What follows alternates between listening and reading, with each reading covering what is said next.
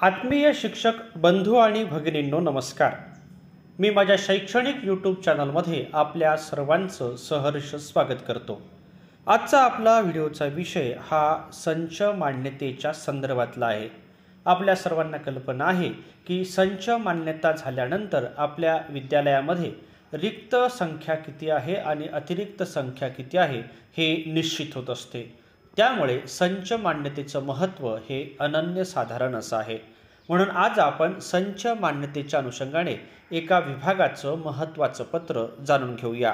अशाच प्रकारच्या विविध शैक्षणिक बातम्या जाणून घेण्यासाठी माझ्या या यूट्यूब चॅनलला लाईक करा, सबस्क्राइब करा आणि शेअर करा अशी नम्र विनंती मी आपल्याला या व्हिडिओच्या निमित्तानं करतो आहे।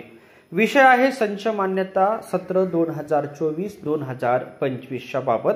संदर्भ आहे या कार्यालयाचं पत्र क्रमांक CUS HSC ड 2025 दिनांक 1/1/2025।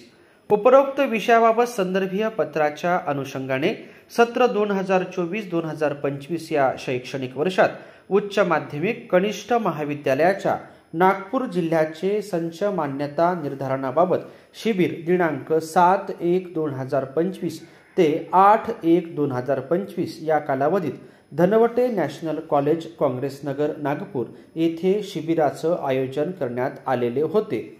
सदर संच मान्यता शिबिरात काही शाळांनी संच मान्यता शिबिरात सहभागी न होता परस्पर या कार्यालयाच्या आवक शाखेत संच मान्यता नस्ती सादर केल्याचे दिसून येते। सबब आपणास कळविण्यात येते की नागपूर जिल्ह्यातील ज्या शाळांनी संच मान्यता नस्ती शिबिरात सादर केलेल्या नाहीत अशा शाळांना अंतिम तारीख म्हणून दिनांक 31/1/2025 ला श्री निखिल निंबारते यांच्याकडे सकाळी 11 ते दुपारी 3 या दरम्यान सादर करण्याबाबत सूचना देण्यात याव्यात।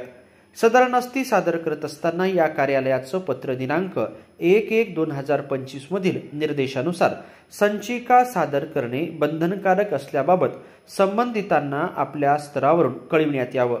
तसेच तदनंतर कोणतीही संच मान्यतेबाबतची नस्ती स्वीकारली जाणार नाही याची समज संबंधितांना करून देण्यात यावी असं माननीय सहाय्यक संचालक कार्यालय शिक्षण उपसंचालक नागपूर विभाग नागपूर यांनी या पत्राच्या माध्यमातून कळविलेलं आहे। सदर पत्र विभागीय शिक्षण उपसंचालक नागपूर विभाग नागपूर यांचं दिनांक 23 जानेवारी 2025 आहे। हे पत्र एका जिल्ह्याच्या संदर्भात जरी असलं तरीही संच मान्यतेच्या अनुषंगानं महत्त्वाची माहिती देणार आहे। सदर पत्र आपण जाणून घेतल्याबद्दल आपल्या सर्वांचेच मनापासून धन्यवाद।